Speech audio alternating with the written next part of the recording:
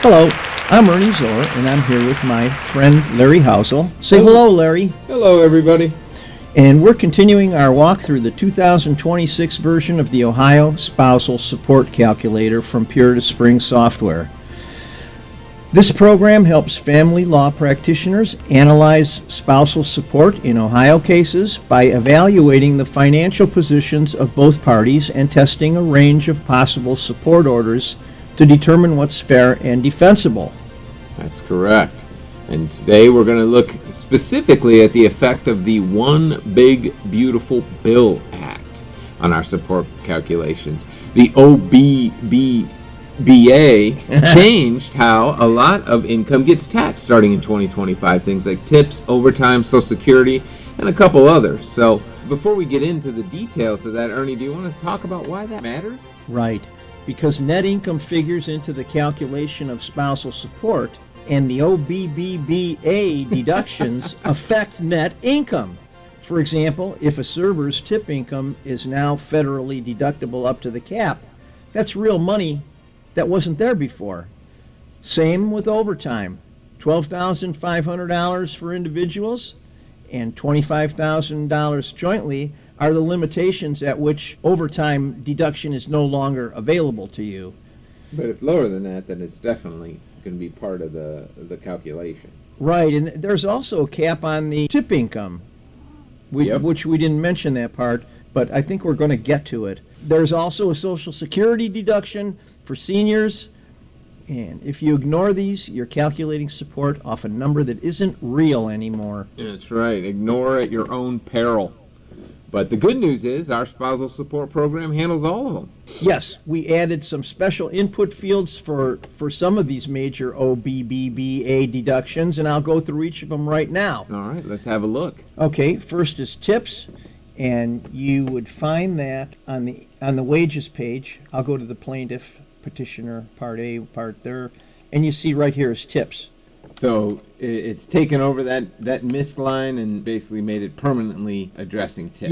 Yep, it's dedicated to tips from now on. What about overtime? Overtime? Well, Larry, I'm glad you asked that question because we're on that page. Here's overtime up here. Where they say up to $12,500 or something? Yeah, whatever. I think that's what it was.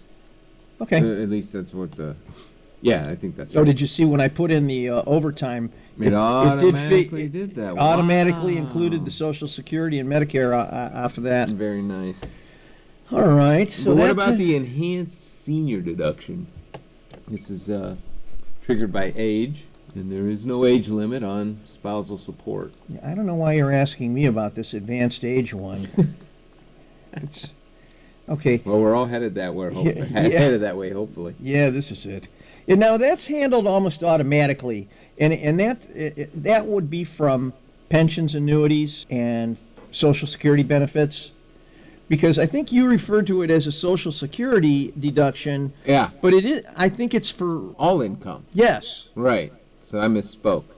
Okay.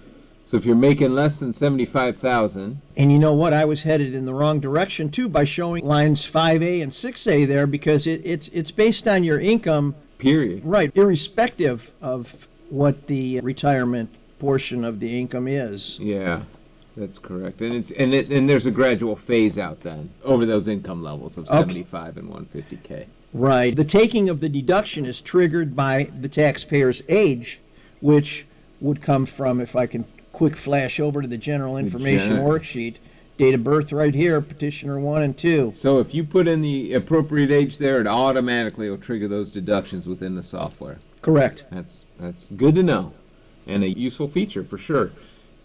This one's kind of out of left field, though, Ernie. We're talking about Social Security and income, overtime, tips, and now we're talking about new car loan interest, a very specific thing. And that's handled on the personal and living expense sheet, which I'm heading over to right now.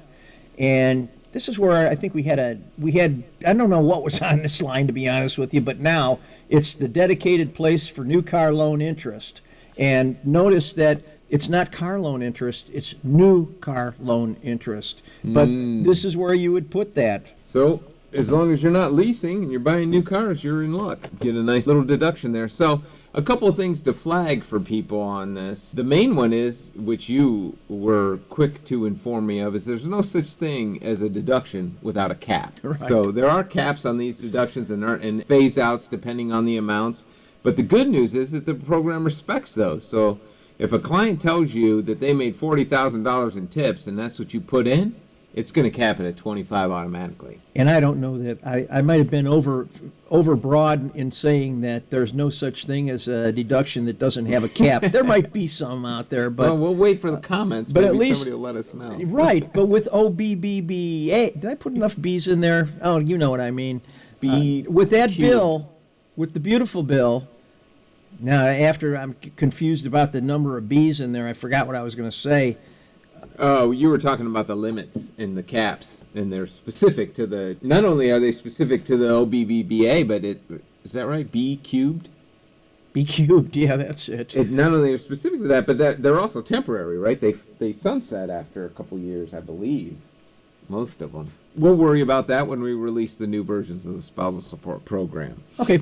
And so let's get on to the fact that we're most likely dealing with an Ohio tax return, and Ohio hasn't conformed across the board to these beautiful act deductions, but the federal tax savings flow through. So you're still in Ohio income tax on the underlying gross. The good news is the program handles the split, so you don't need to do that math. And the third thing, what was the first thing? But anyway, the third thing, and this is the one that catches most people, is these deductions are temporary under OBBBA. And, well, I think you said that later, Larry, that they go till 2028 or something? Yeah. Right, okay. Now, I don't know, all of them do, but the one that we were talking about before, so they sunset. So if you're calculating a long support order, the available income number 5 years out will look different from the available income number today. That is worth keeping in mind, for sure. It's interesting. Well, Larry, that ought to do it for this segment. Larry and I know your time is limited. It's also valuable, so we're very grateful and thankful that you chose to spend a bit of yours with us. Thanks for watching. That's right. And remember, good things happen when you subscribe and like our videos. Specifically the subscribers, we should shout them out at the beginning of the video, because I always notice when I post these videos before we put them out there any other way, these people start watching them, and I assume that's our subscribers. So okay. We appreciate that, and if you've got any feedback on some of the things we say, we'd love to hear it in the comments. Make sure to check out our next segment, because we're going to continue on with this spousal support coverage and cover property and debt law. Okay. See you then. Bye-bye.